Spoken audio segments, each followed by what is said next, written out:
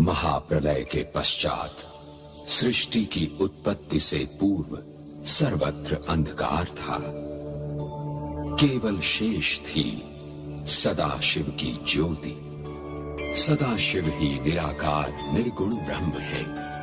उनकी ही कामना और संकेत से सृष्टि का निर्माण होता है तथा अंत में सदाशिव की इच्छानुसार सृष्टि महाप्रलय में लीन हो जाती है।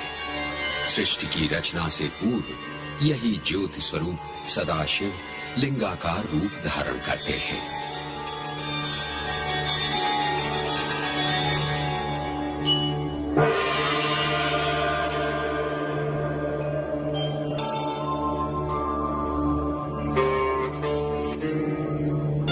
शंख, चक्र, पद्म, गदाधारी विष्णु, तुम्हें तप करना है। तप करो, तप करो। तप ही तुम्हारा एकमात्र कर्म है।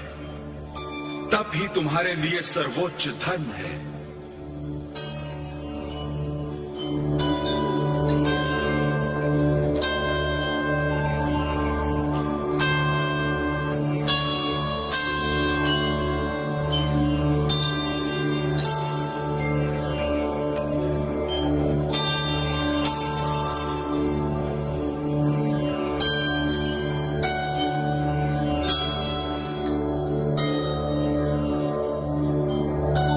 सदाशिव के तप में लीन विष्णु के संपूर्ण शरीर से जल धाराएं फूट पड़ी।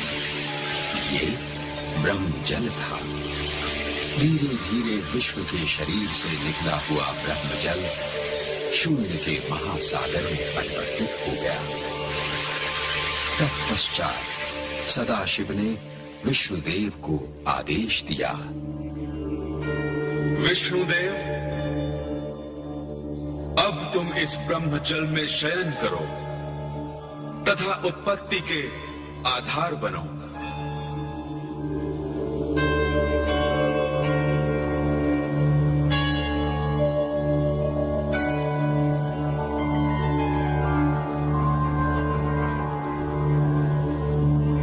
ब्रह्मजल में शयन के पश्चात विष्णुदेव के नाभ से कमल प्रकट हुआ।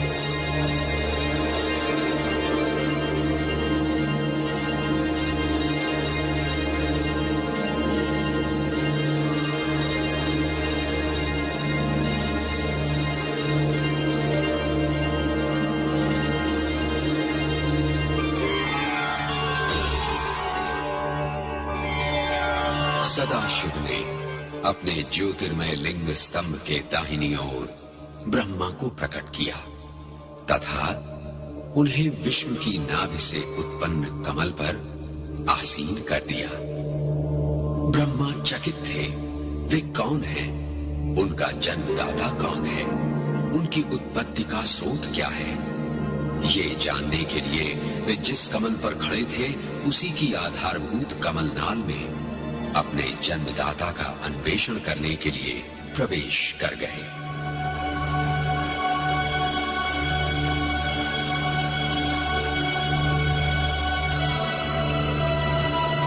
धीरे धीरे ब्रह्मदेव नीचे की ओर गमन करके उस कमलनाल के अंत की ओर जाने का प्रयास करते हैं।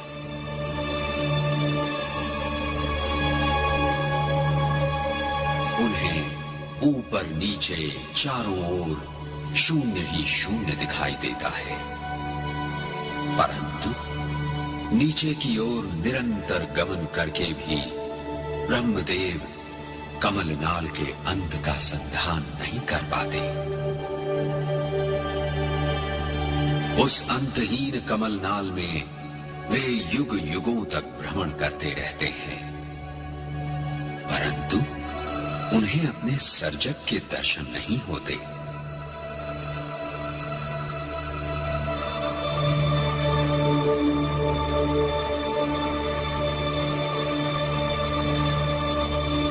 हार कर वे पुनः ऊपर की ओर लौटने लगते हैं।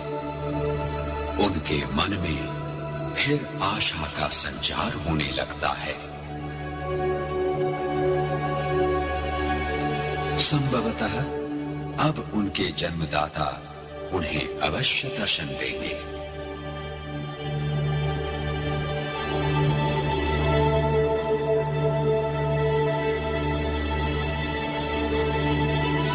परंतु उनकी आशा पूर्ण नहीं होती। धीरे धीरे वे पुनः कमल की ओर लौटने लगते हैं।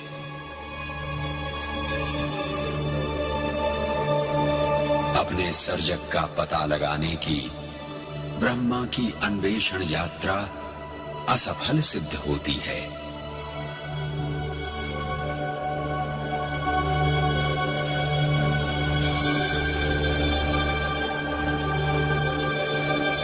चकित तथा भ्रमित ब्रह्मदेव पुनः कमलासन पर लौट आते हैं।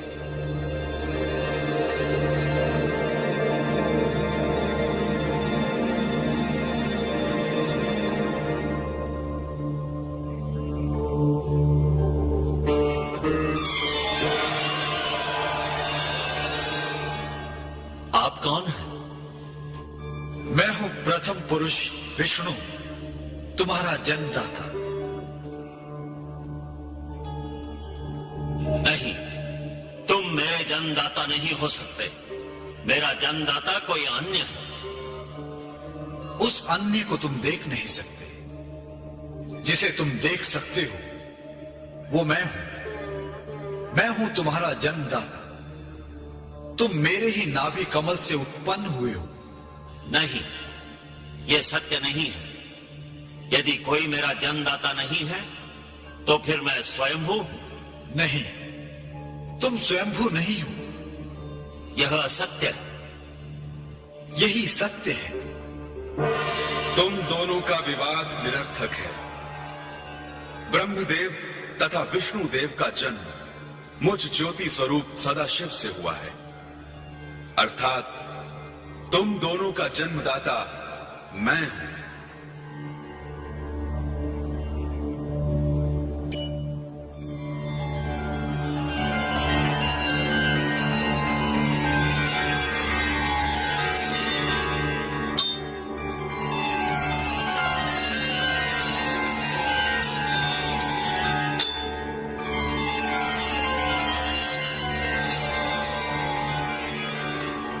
अ, उ, म, इन तीन अक्षरों द्वारा मैं ही व्यक्त होता हूं। शब्दमय ब्रह्म रूप ओम ही मेरा मूल स्वरूप है। इसी ओम में समस्त ब्रह्मांड समाया हुआ है। बिंदु एवं नाद रूप में निर्गुण हूं तथा प्रणव रूप में मैं सगुण हो जाता हूं। मुझ सदाशिव को प्राप्त करने का एकमात्र साधन ओम ही है। संसार का समस्त ज्ञान विज्ञान मुझ प्रणव रूप में ही समाहित है। यही ओम मेरा सनातन प्रतीक है। शिव के प्रतीक ओम में से सर्वप्रथम चंद्र प्रकट हुआ, जो शिव के मस्तक की शोभा बना। डमरू, जो शिवनाद का सर्जक एवं नटराज शिव का प्रमुख वाद्य है। त्रिशूल, जो संसार की दुष्ट शक्तियों का नाश करने वाला शिव का प्रमुख अस्त्र है। नाग, विषधर नाग शिवकंठ की शोभा बनकर विश्व प्रभाव का अंत करते हैं। शिव अंगों की शोभा बढ़ाने वाली अक्षमाला शरीर ताप पर नियंत्रण करती है। त्रिपुट ब्रह्मा विष्णु महेश तीनों शक्तियों का प्रतीक शिव के ललाट की शोभा बना। त्रिनेत्र शिव के मस्तक पर विराजित ये असाधारण नेत्र शिव की संहारक शक्ति का प्रतीक है। ब्रह्मदेव, अब तुम्हें सृष्टि की रचना करनी है। जो आज्ञा सदाशिव। विष्णुदेव, ब्रह्मदेव द्वारा रचित सृष्टि का तुम्हें पालन करना है। आपकी आज्ञा शिरोधार्य है सदाशिव।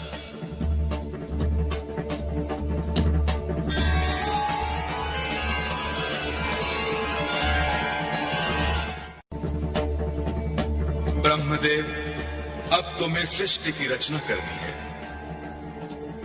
जो आज्ञा सदाशिव। विष्णुदेव, ब्रह्मदेव द्वारा रचित सृष्टि का तुम्हें पालन करना है। आपकी आज्ञा शिरोधार्य है सदाशिव।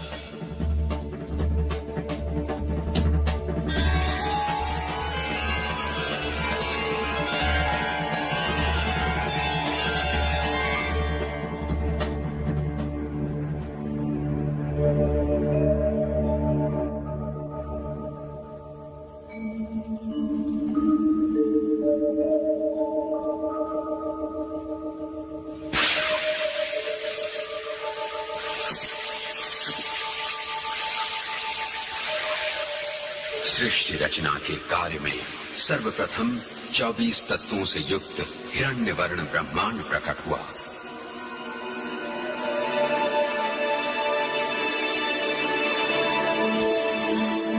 उस ब्रह्मांड में चेतना जागृत करने के लिए भगवान विष्णु उसमें समाहित होकर सर्वत्र व्याप्त हो गए।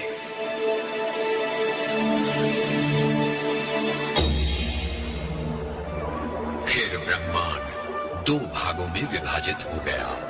ऊपर आकाश बना, नीचे का भाग जल तथा पृथ्वी बने।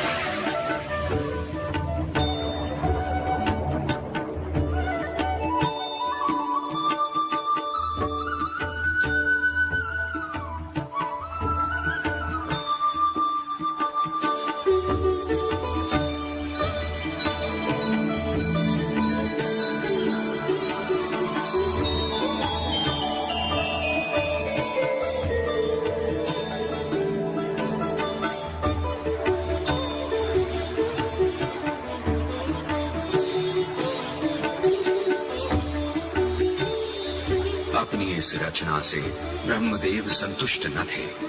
उन्होंने चिंतन किया।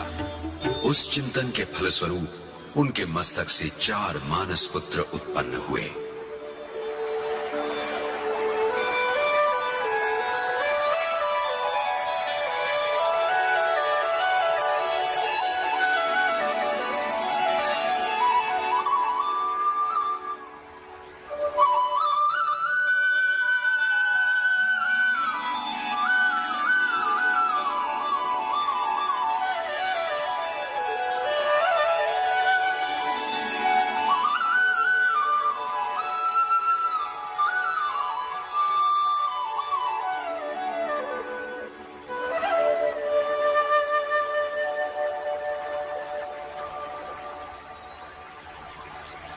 सनत, सनंदन, सनातन, सनत कुमार, मेरे मानस पुत्रों, मानव सृष्टि की उत्पत्ति हेतु मैंने तुम्हें प्रकट किया है।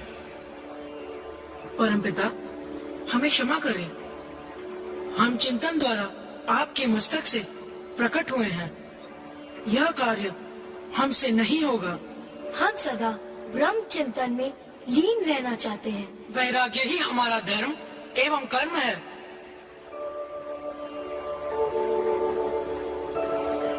परमपिता सृष्टि रचना तथा मानव उत्पत्ति में हमारी कोई रुचि नहीं है। हम तो तत्व चिंतन के मार्ग का अनुसरण करेंगे।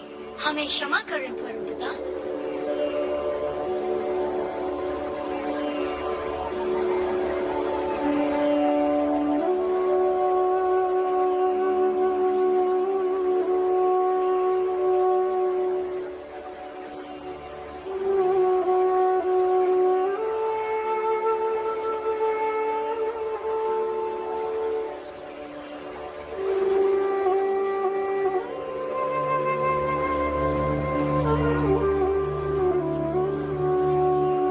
अपने इन चारों मानस पुत्रों की वैराग्य वृत्ति देखकर ब्रह्मा को निराशा हुई।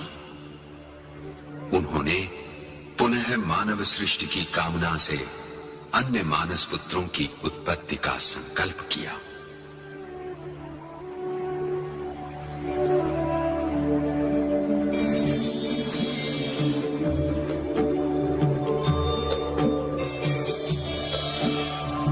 प्रजापति ब्रह्मा ने अपने नेत्र द्वारा प्रथम मानस पुत्र मरीचि को सृष्टि रचना के उद्देश्य से उत्पन्न किया।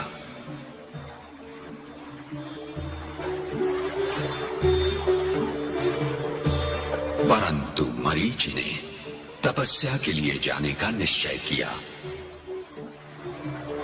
सृष्टि रचयिता ब्रह्मा ने अपने हृदय से तेजस्वी मानस पुत्र भृगु को उत्पन्न किया। भृगु ब्रह्मा के दूसरे मानस पुत्र कहलाए।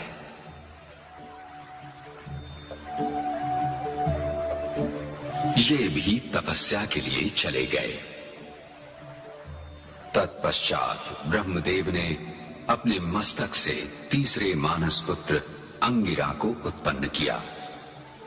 सृष्टि रचना के उद्देश्य से उत्पन्न अंगिरा भी तत्काल तपस्या के लिए चले गए।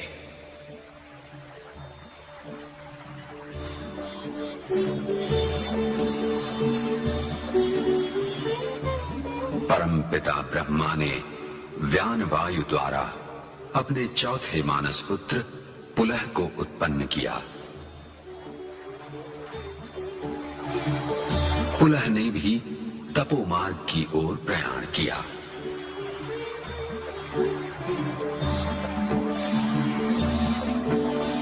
तदनंतर प्रजापति ब्रह्मदेव ने अपान वायु द्वारा अपने पांचवें मानस पुत्र पुलस्त्य को उत्पन्न किया।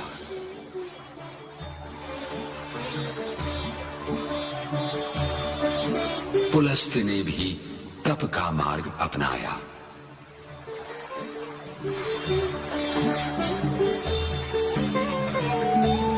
सृष्टि रचयिता ब्रह्मा ने समान वायु अर्थात मुख से अपने छठे मानस पुत्र वशिष्ठ को उत्पन्न किया।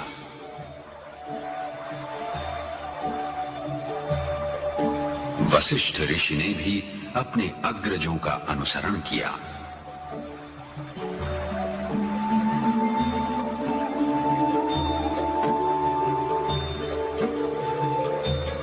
तत्पश्चात ब्रह्मदेव ने अपने दोनों कानों से अपने सातवें मानस पुत्र अत्रि को उत्पन्न किया।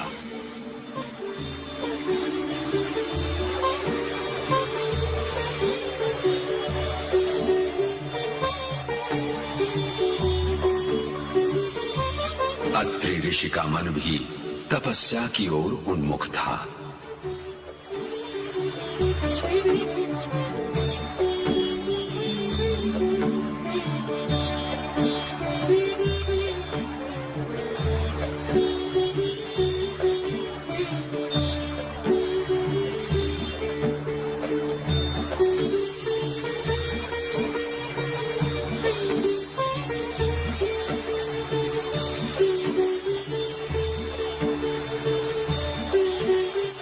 अपने मानस पुत्रों को सृष्टि कामना से विरक्त होते देखकर ब्रह्मदेव पुनः चिंतित हुए।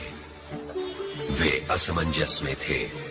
कि मानस पुत्रों में अब किन्हें उत्पन्न करें जो उनका कार्य सिद्ध कर सकें। चिंतन करने पर उन्हें भक्ति भावना के अग्रदूत नारद तथा प्रजापालक का कर्तव्य वहन करने वाले दक्ष प्रजापति को उत्पन्न करने की प्रेरणा मिली।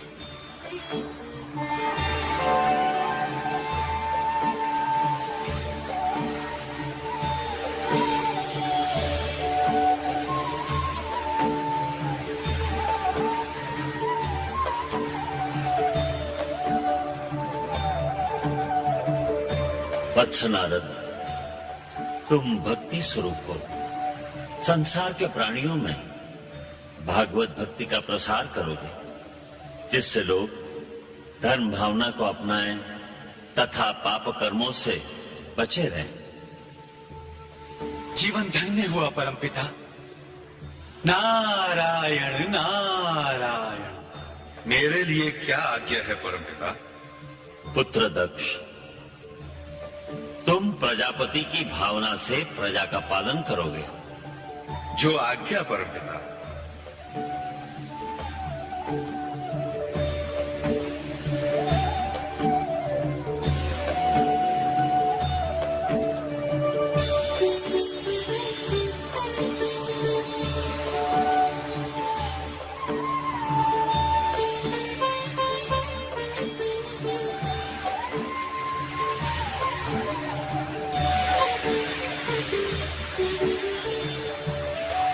पुष्प धनुआ कामदेव, तुम नर नारी के बीच सौंदर्य का आकर्षण उत्पन्न करके सृष्टि सृजन की प्रेरणा जगाओगे। जो आज्ञा परमपिता।